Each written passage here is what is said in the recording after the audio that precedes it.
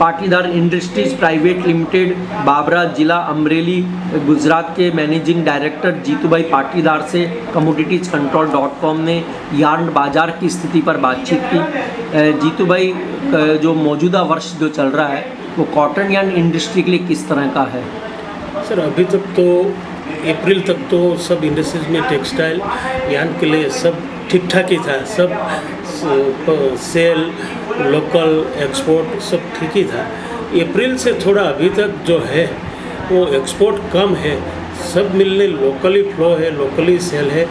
तो अपना industries total cotton yarn जो बनाने वाली है इसके सामने लोकल जो वीविंग, निटिंग, गारमेंट जो कैपेसिटी है वो इंडियन के स्पिनिंग के लेवल से थोड़ा सा डाउन है। कंपैरिजन टू स्पिनिंग प्रोडक्ट उत्पादक के हिसाब से जो गारमेंट जो बन रहा है थोड़ा कम है। इसके सामने इंडियन यार्न एक्सपोर्ट होना चाहिए। 2-3 महीने से एक्सपोर्ट नहीं हो रहा है, इसलिए टेक्सटाइल इंडस्ट्रीज़ को थोड़ा सा दिक्कत आ रही है। नो प्रॉफिट नो लॉस में अभी 3-4 महीने से चल रहा है। मगर अभी नया साल में अभी सब अपना CCI सब अपना प्रोडक्शन के हिसाब से नया साल में सब लोग 4 करोड़ से 4 करोड़ 20 लाख गांठ का उत्पादन इंडिया में बता रहे हैं। तो लगता है कि रुई का मार्केट डाउन जाएगा और विश्व के लेवल पे हमारा रेट चीप रहेगा या तो कंपटीटर रहेगा। तो आज इंडियन जो टेक्सटाइल इंडस्ट्रीज ओनर्स है दूसरे से ज़्यादा अच्छी तरह से ढंग से काम कर रहे हैं। तो मेरे को तो लगता है कि नए साल से अक्टूबर-नवंबर से अपना यार्न भी अच्छी तरह से एक्सपोर्ट जाएगा, डोमेस्टिक जाएगा और कॉटन का रेट भी लेवल पे आ जाएंगे। तो लगता है कि अगले साल के लिए तो टेक्सटाइल इंडस्ट्रीज़ को मेरे को तो अच्छा दिन दिखता है। अब अभी क्या है कि इसमें कॉटन यार्न का जो एक्सपोर्ट है वो लगभग ठप सा पड़ा हुआ है, तो उसका पूरे बाज़ार पे किस तरह का असर देखने को मिल रहा है? वो मेजर तो क्या है सब सर कि यार्न एक्सपोर्ट जो हो रहा है इसमें से 70% के 60 to 70% इंडियन यार्न चाइना में जा रहा था। चाइना में एक गवर्नमेंट का policy view changes, demand supply, वहाँ का पुराना स्टॉक यूज़ करने का, इसके हिसाब से 5-6 महीने में थोड़ा चाइना का डिमांड कम है। तो मगर वो भी चीप रेट के हिसाब से नया ये नवंबर के आसपास से इनका भी डिमांड निकलेगा।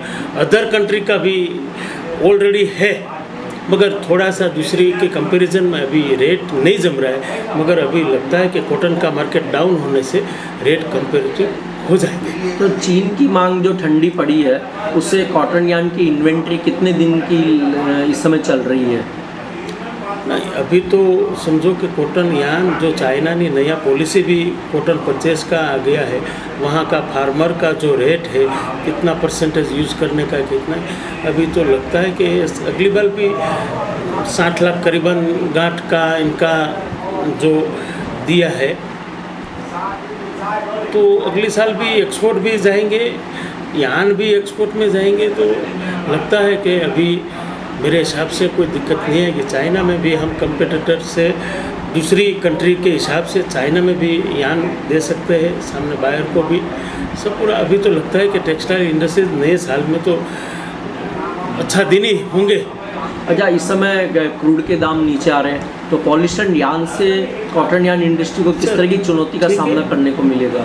ठीक है सर, अभी क्रूड का दाम जो नीचे आ रहे हैं तो सर अभी क्रूड का तो क्या है, वो अपना प्रोडक्ट नहीं है, वो तो बाहर के लोग कब बड़ा ऊंचा कर देते हैं कब डाउन करते हैं वो कुछ मालूम नहीं पड़ता है। मगर क्रूड का रेट किसी भी समय पे प्लस हो जाते तो सिंथेटिक जो PC यार्न जो बना रही है वो हमको कॉटन यार्न से कंपटीटर हुआ, एक डिवीज़न ही अलग है। इसको हमको लगता है कि इसमें हमको इतना कोई फ़र्क नहीं पड़ने वाली बात है। वो रास्ता इनका अलग है, हमारा कॉटन का रास्ता अलग है, यूज़र भी अलग है।